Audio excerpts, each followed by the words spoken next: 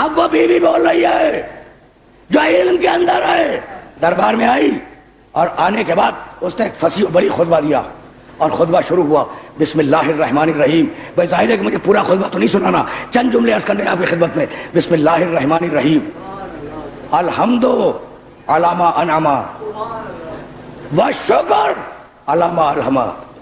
حمد و شکر ہے اس اللہ کا، اس اللہ کی حمد ہے، اس اللہ کا شکر ہے کہ نعمت نبوت کے لیے اور نعمت وحی کے لیے ہمارے گھرانے کو منتخب کیا، کسی اور گھر کو منتخب نہیں کیا.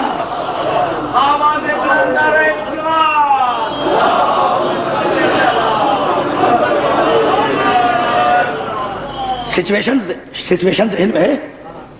باغ کا مقدمہ دربار میں لے کے آئی ہے بیوی اور خطبہ دے رہی ہے کہ ہم جب اس خدا کی جس نے نعمت وحی کے لیے اور نعمت ہدایت کے لیے ہمارے گھر کو منتخب کیا، کسی اور گھر کو منتخب نہیں کیا. یہ کہہ کے پیغمبر کے فضائل بیان کیے. پیغمبر کے فضائل بیان کرنے کے بعد ہدایت کے شرائط بیان کیے. ہدایت کے شرائط بیان کرنے کے بعد دستور و قانون کی بنیادیں رکھی. دستور و قانون کی بنیادیں رکھنے کے بعد قرآن کے فضائل بیان کیے. قرآن کے فضائل بیان کرنے کے بعد جاہلیت کے حالات بیان کیے کہ تم ایسے تھے، تم ایسے تھے، تم ایسے تھے. میرے باپ نے آگے بدل دیا.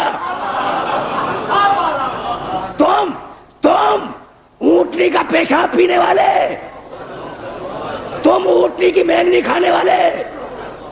میرے باپ نے تمہیں انسان بنایا اور کسی کی مجال نہ ہوئی یہ کہنے کی کہ بی بی تم یہ کیا کہہ رہی ہو.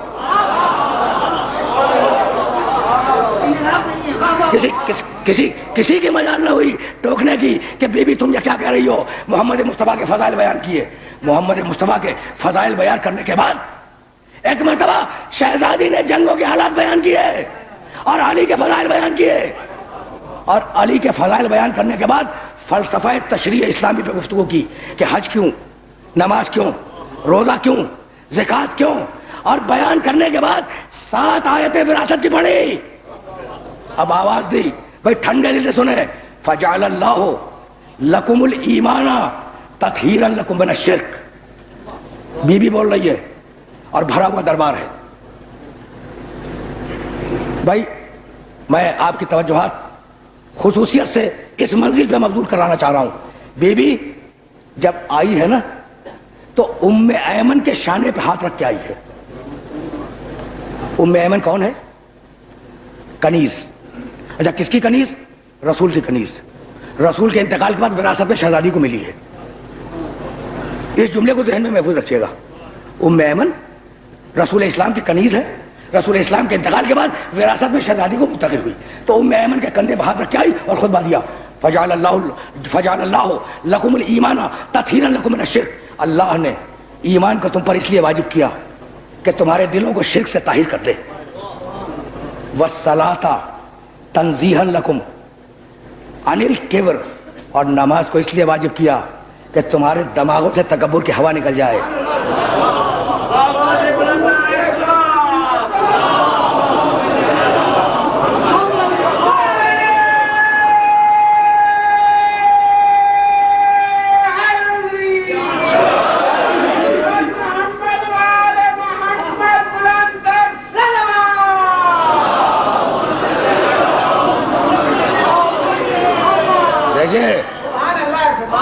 کس شان سے خطبہ دے رہی ہے بی بی.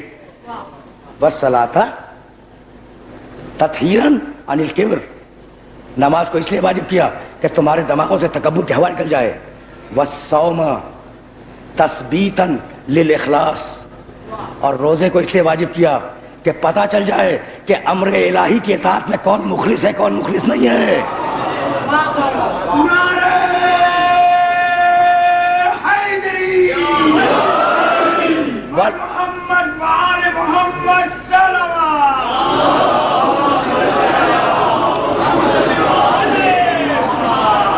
والصيام تثبيتا للاخلاص.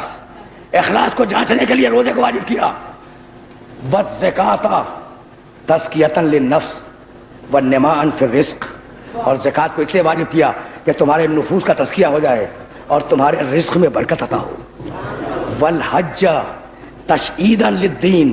اور حج کو اس لیے واجب کیا کہ جب لوگ مسلمان جمع ہوں تو دین کا استحکام نگاہوں کے سامنے آ جائے.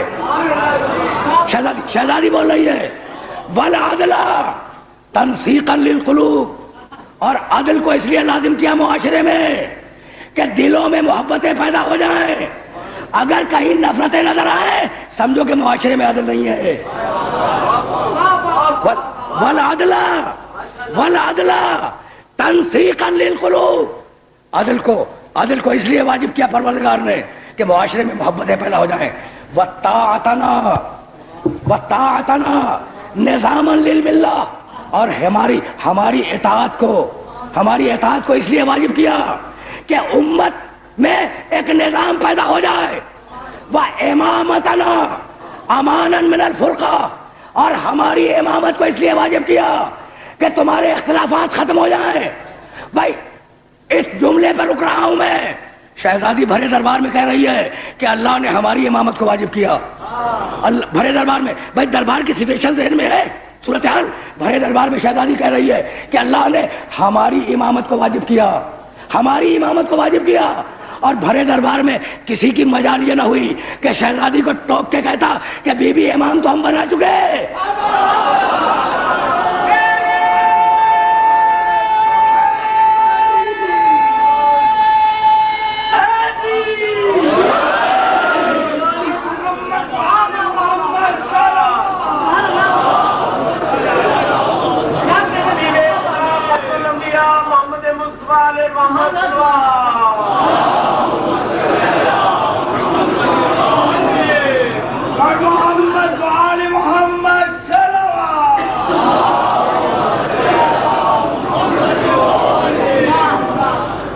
میں روک کے ایک جملہ کہنا چاہتا ہوں.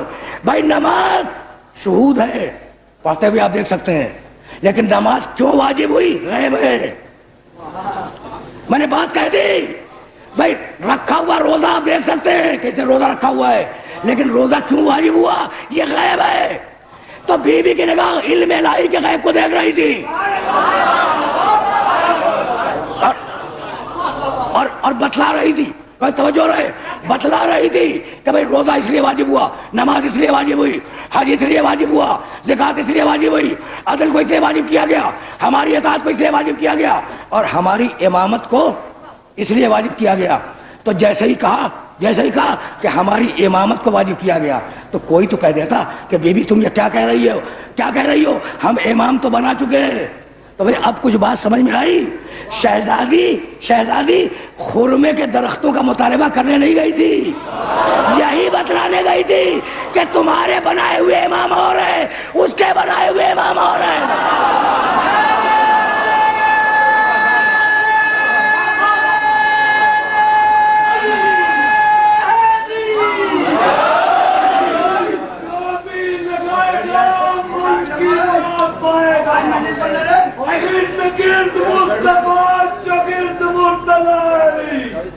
پاکستانی بہترین سپر پاور ناما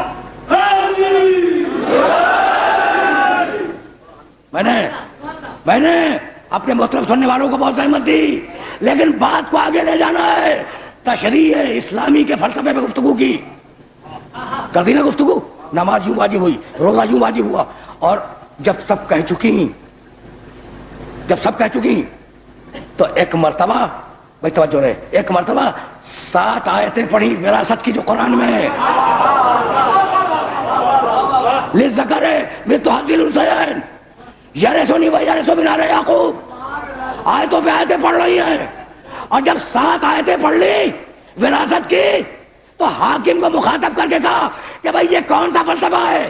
اتریث اباک ولا ارث ابی، تجھے تیرے باپ کی وراثت مل جائے، مجھے میرے باپ کی وراثت نہ ملے.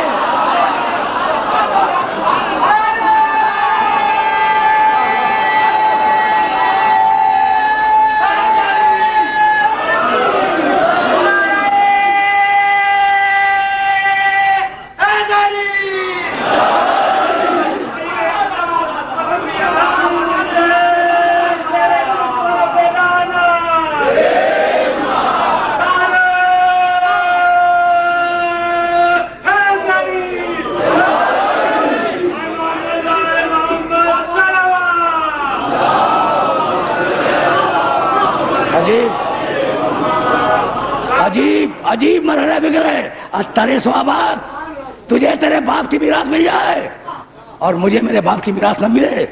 حکومت نے کہا کہ بی بی ہم کیا کریں, آپ ہی کے باپ کی روایت ہے, مشہور ہے نا, روایت بہت مشہور ہے کہ نحنو معاشر الانبیاء لا نرث ولا نورث, ہم نبی لوگ, کہیں جانا ہے ٹھنڈے دل سے سنتے جائیے گا, ہم نبی لوگ گروہ انبیاء لا نرثو نہ کسی سے وراثت لیتے ہیں, ولا نورث نہ کسی کو وراثت دیتے ہیں. ما ترکنا ہو صدقہ, جو ہم چھوڑ کے جاتے ہیں, ترکہ ما ترکنا ہو صدقہ, جو ہم چھوڑ کے جاتے ہیں وہ صدقہ ہوتا ہے. تو ہم نبی لوگ کیا کرتے ہیں, نہ کسی سے وراثت لیتے ہیں نہ کسی کو وراثت دیتے ہیں, جو چھوڑیں اپنے گھر میں وہ صدقہ ہے. اب کیا کیجئے گا اس بات کو کہ بی بی پہلے ہی آیت پڑھ چکی تھی, ورثہ سلیمان و داؤدا, بی بی پہلے ہی آیت پڑھ چکی تھی, سلیمان نے داؤد سے وراثت لی, سلیمان بھی نبی داؤد بھی نبی. تو خرمے کے درختوں کا مطالبہ کرنے نہیں گئی تھی, پوچھنے گئی تھی کہ پورے قرآن پہ اعتماد ہے یا آدھے قرآن پہ اعتماد ہے.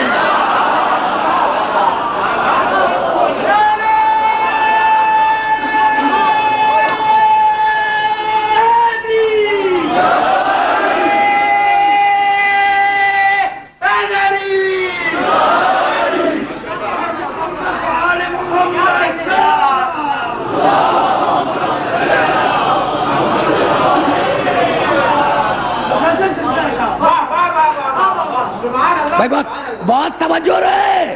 بی بی ہم کیا کریں, یعنی میں بہت سوچتا رہا ہوں کہ پیغمبر کا کام ہدایت کرنا ہے نا, تو اب ہدایت اس کی جس کا مسئلہ ہو. آپ کو مسئلہ نماز کی پرابلم ہے اور میں آپ کو حج کا مسئلہ بتا جاؤں, اور جسے حج کی پرابلم ہے اسے زکات کا مسئلہ بتا دوں, تو آپ میری عقل پہ شبہ کریں گے یا نہیں کریں گے؟ عجیب منطق ہے کہ جسے وراثت ملنے والی ہے اس سے تو فرمایا نہیں, اور غیر متعلق شخص سے فرما گئے. یعنی ہے نا قابل غور بات, لیکن مان لو کہا کہ نحن معاشر الانبیاء لا نرث ولا نورث, ہم نبی لوگ نہ کسی کی وراثت لیتے ہیں نہ کسی کو وراثت دیتے ہیں. ما ترکنا ہو صدقہ, کہ بی بی یہ تو آپ کے باپ نے کہا تھا, لیکن پھر بھی اگر آپ کوئی گواہ لائی ہیں تو پیش کریں. اگر آپ کوئی گواہ, میں پورا واقعہ بھی بیان نہیں کر رہا ہوں, بہت تفصیلی ہے واقعہ, اگر آپ کوئی گواہ آئی ہیں تو اسے پیش کریں. تو کندھے پہ ہاتھ تھا نا ام ایمن کے, ام ایمن کو ذرا سا آگے کر دیا, کہا یہی تیری گواہی کے لیے کافی ہے.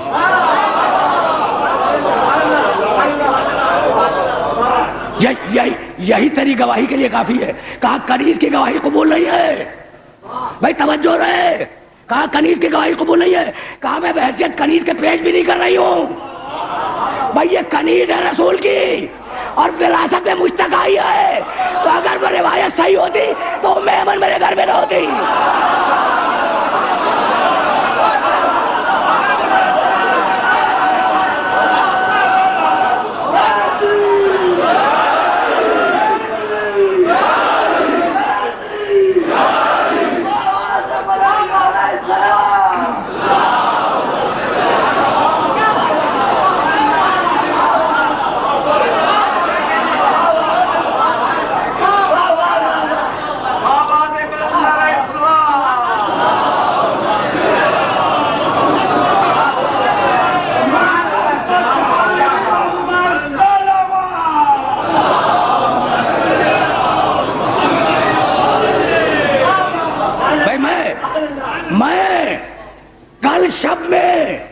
امام بارگاہ ابو تراب بھی عرض کر رہا تھا کہ آل محمد نے روٹیاں اٹھا کے دے دی, بھوکے رہے. تو جنہوں نے لی تھی روٹیاں کوئی ان پہ تنقید کرتا ہے؟ نہیں کرتا نا, اس لیے کہ اپنی مرضی سے دے دی تھی. لیکن وہی روٹیاں اگر وہ چھین لیتے تو آج وہ تنقید کا نشانہ بنتے یا نہیں بنتے؟ تو بھائی یہی تو کہتا ہوں کہ بھائی مانگ لیتے فدق تو بہتر تھا.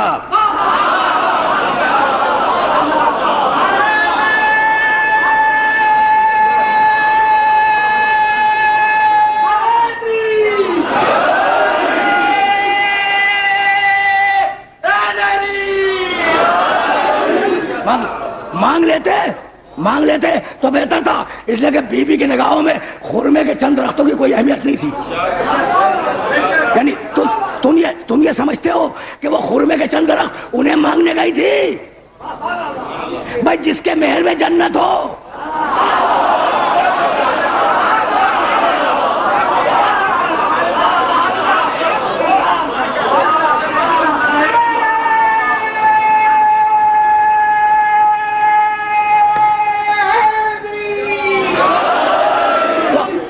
جس کے محل میں جنت ہو وہ خرمے کے درخت مانگنے جائے گی؟ خدا کی قسم نہیں۔ اچھا تو پھر گئی کیوں؟ بھائی مذاق ہے فاطمہ کا گھر سے قدم نکالنا؟ خدا کی قسم مذاق نہیں ہے، تو پھر کیوں گئی؟ بھائی بی بی میدان میں کیوں آئی؟ بی بی نے گھر سے قدم کیوں نکالا؟ بی بی نے دربار میں خطبہ کیوں دیا؟ خرمے کے درختوں کے لیے نہیں، خرمے کے درختوں کے لیے نہیں، پورا واقعہ ذہن میں رہے۔ اب ایک جملہ عرض کرنا چاہ رہا ہوں، بھائی بی بی نے آیتیں پڑھی، جواب میں حدیث پڑھی گئی، یہی ہوا نا؟ تو بی بی کہنے یہ گئی تھی، خرما مانگنے نہیں گئی تھی، بی بی کہنے یہ گئی تھی بھائی توجہ رہے کہ کل میرا باپ حدیث لکھنا چاہتا تھا تو تم نے کہا تھا کہ قرآن کافی ہے، اور آج میں قرآن کی آیتیں پیش کر رہی ہوں، تم جواب میں حدیث پیش کر رہے ہو، تمہارا ایمان حدیث پہ ہے نا قرآن پہ؟